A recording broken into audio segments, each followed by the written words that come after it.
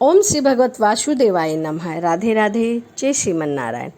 आज हम सुनेंगे पुरुषोत्तम मास में सुनी जाने वाले लक्ष्मी नारायण जी की कथा। तो चलिए मन में श्री नारायण का ध्यान करते हुए, माँ लक्ष्मी का ध्यान करते हुए कथा को शुरू करते हैं। एक समय की बात है कि भगवान विष्णु के मन में धरती पर घूमने की इच्छा प्रकट हुई। वह अपनी यात्रा की तैयारी में लग गए। अपने पति को तैयार होता देखकर माता लक्ष्मी ने पूछा, आज सुबह सुबह स्वामी कहाँ की तैयारी है? विष्णु जी ने कहा, लक्ष्मी आज मैं धरती लोक पर घूमने जा रहा हूँ। कुछ सोचकर माता लक्ष्मी ने कहा कि मैं भी आपके साथ चल सकती हूँ? भगवान विष्णु ने 2 पल सोचा और फिर एक शर्त रखी कि तुम मेरे साथ आ सकती हो, परंतु तुम धरती पर पहुंचकर उत्तर दिशा की ओर नहीं देखोगे। इस शर्त से माता लक्ष्मी सहमत हो गई और उन्होंने हाँ कर दी। प्रातःकाल माता लक्ष्मी और भगवान विष्णु धरती पर पहुँचे। उसी समय सूर्य देवता का आगमन हुआ। धरती की सुंदरता को देखकर माता लक्ष्मी अत्यंत प्रसन्न हुई। वह भगवान विष्णु को दिया हुआ वचन भूल गई और धरती को इधर उधर देखती इधर उधर घूमने लगी और घूमते घूमते वह उत्तर दिशा की ओर देखने लगी और उधर चल पड़ी। उत्तर दिशा में माता लक्ष्मी को एक बहुत ही सुंदर बगीचा नजर आया। उस बगीचे में से भीनी भीनी खुशबू के साथ बहुत सी सुंदर सुंदर फूल लगे हुए थे। यह एक फूलों का खेत था। माता लक्ष्मी बिना सोचे समझे उस खेत में चली गई और सुंदर सा फूल तोड़ लाई। जब माता लक्ष्मी भगवान विष्णु के पास वापस आई तो भगवान विष्णु की आंखों में आंसू था। भगवान विष्णु ने माता लक्ष्मी को कहा, किसी से बिना पूछे उसका कुछ भी नहीं लेना चाहिए। इसके साथ तुम अपना वचन भूल गई हो। मैं तुम्हें याद दिलाता हूँ कि धरती पर लाने से पहले तुमने एक वचन लिया था कि तुम उत्तर दिशा की तरफ ना देखोगी ना जाओगी, परंतु तुम उत्तर दिशा अपना वचन भूल गई हो। माता लक्ष्मी को अपनी भूल का पता चला तो उन्होंने भगवान विष्णु से इस भूल के लिए माफ़ी मांगी, परंतु विष्णु ने कहा, तुमने जो भूल की है उसकी सज़ा तो तुम्हें ज़रूर मिलेगी। इस पर माली के खेत से जो तुमने बिना पूछे फूल तोड़े हैं वह भी एक चोरी है। इसके लिए तुम्हें 3 साल तक माली के घर में नौकर बन के रहना पड़ेगा, क्योंकि तुमने जो फूल तोड़ा है वह बिना पूछे तोड़ा है। इसके बाद मैं तुम्हें वैकुंठ वापस बुला लूँगा। माता लक्ष्मी ने चुपचाप सर को झुकाकर वचन को स्वीकार कर लिया। माता लक्ष्मी एक गरीब औरत का रूप धारण करके उस खेत के मालिक माधव की झोपड़ी पर गई। माधव ने पूछा, बहन तुम कौन हो और तुम्हें क्या चाहिए और यहाँ क्यों आई हो? तब माता लक्ष्मी ने कहा, मैं एक गरीब औरत हूँ, मेरी देखभाल करने वाला कोई नहीं है। मैंने कई दिनों से कुछ भी नहीं खाया। यदि आपके पास कुछ खाने को हो तो मुझे दे दो, मैं तुम्हारे घर में काम कर दिया करूँगी। बस मुझे अपने घर के एक कोने में आसरा दे दो। माधव बहुत ही अच्छे दिल का आदमी था।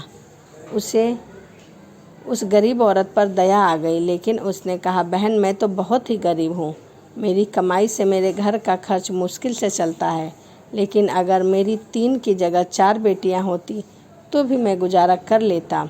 जैसा रूखा सूखा हम खाते हैं मैं उसी प्रकार से रूखा सूखा तुम्हें भी खिलाऊंगा। माँ लक्ष्मी ने हाँ भर दी। तब माली ने कहा कि ठीक है बेटी, अंदर जाओ। माता लक्ष्मी को अपने झोपड़ी में माली ने शरण दे दी। माता लक्ष्मी 3 साल तक उस माधव के घर में नौकरानी बनकर रही। सारा दिन काम धंधा किया करती थी। जिस दिन माता लक्ष्मी माधव के घर आई थी उसके दूसरे दिन से ही माधव की आमदनी दुगनी हो गई थी। उसने एक गाय खरीद ली। धीरे धीरे माधव ने काफ़ी ज़मीनें खरीद ली और सब ने अच्छे अच्छे कपड़े भी बनवा दिए। फिर एक बड़ा पक्का मकान भी बनवा दिया। बेटियों और बीबी के लिए गहने भी बनवा दिए। माधव हमेशा सोचता था कि मुझे बस इस महिला के आने के बाद ही इतना धन प्राप्त हुआ है। इस बेटी के रूप में मेरी किस्मत बदल गई है। यह मेरी लक्ष्मी बेटी है, ऐसा वह मन में विचार कर रहा था। एक दिन माधव जब अपने खेत में काम ख़त्म करके घर आया तो उसने अपने घर के सामने द्वार पर एक देवी स्वरूप गहने से सजी हुई एक औरत को ध्यान से देखकर पहचान गया। यह तो मेरी मुँह बोली बेटी यानी वही औरत है। वह पहचान गया, यह तो साक्षात माता लक्ष्मी है। तब माधव का पूरा परिवार बाहर आ गया और सब हैरान होकर माता लक्ष्मी को देखने लगे। माधव बोला, माता हमें माफ़ कर दो, हमने अनजाने में ही आपसे घर के सभी काम करवाए, खेती बाड़ी करवाई। माता यह कैसा अपराध हो गया, माता हम सब को माफ़ कर दो। तब माता लक्ष्मी मुस्कुराते हुए बोली, हे माधव, तुम बहुत ही अच्छे और दयालु व्यक्ति हो। तुमने मुझे अपनी बेटी की तरह रखा, मुझे वह सारी खुशियाँ दी, इसीलिए मैं उसके बदले में तुम्हें वरदान देती हूँ कि तुम्हारे पास कभी भी खुशियों और धन की कमी नहीं रहेगी। तुम्हें सारे सुख मिलेंगे जिसके तुम हकदार हो। और फिर माता अपने स्वामी के द्वारा भेजे हुए रथ पर बैठकर बैकुंठ को चली गई। गुरुवार को भगवान विष्णु की उपासना बहुत ही फलदायी मानी गई है। अगर इस दिन भगवान विष्णु के इन मंत्रों का जाप किया जाए तो निश्चय ही धन संबंधी परेशानियां दूर हो जाएगी। हे लक्ष्मीपति भगवान विष्णु, आप महादानी हो। आप एक सामान्य दानदाता ही नहीं बल्कि बड़े दानी हो। इस संसार में कहा जाता है कि हर जगह से निराश हुआ व्यक्ति आपके पास आता है तो वह कभी खाली नहीं जाता। उनकी इच्छाओं को आप पूर्ण करते हो। हे भगवान विष्णु, उसी तरह मेरी भी इच्छाओं को पूर्ण करो। भगवान विष्णु को जगत पालन कहा जाता है। वह पूरी दुनिया के पालनहार हैं, इसीलिए हमेशा पीले फूल और पीला वस्त्र उन्हें अर्पित करना चाहिए। तो यह लक्ष्मी नारायण भगवान की कथा थी। तो आप भी पुरुषोत्तम के महीने में लक्ष्मी नारायण जी की कथा अवश्य सुने और दान पुण्य ज़्यादा से ज़्यादा करें। कहा जाता है कि पुरुषोत्तम के महीने में किया हुआ दान 10 गुना फलदायी होता है। तो चलिए इसी के साथ वीडियो को समाप्त करते हैं और मिलते हैं अगली वीडियो में। राधे राधे, जय श्रीमन नारायण, हरे कृष्णा।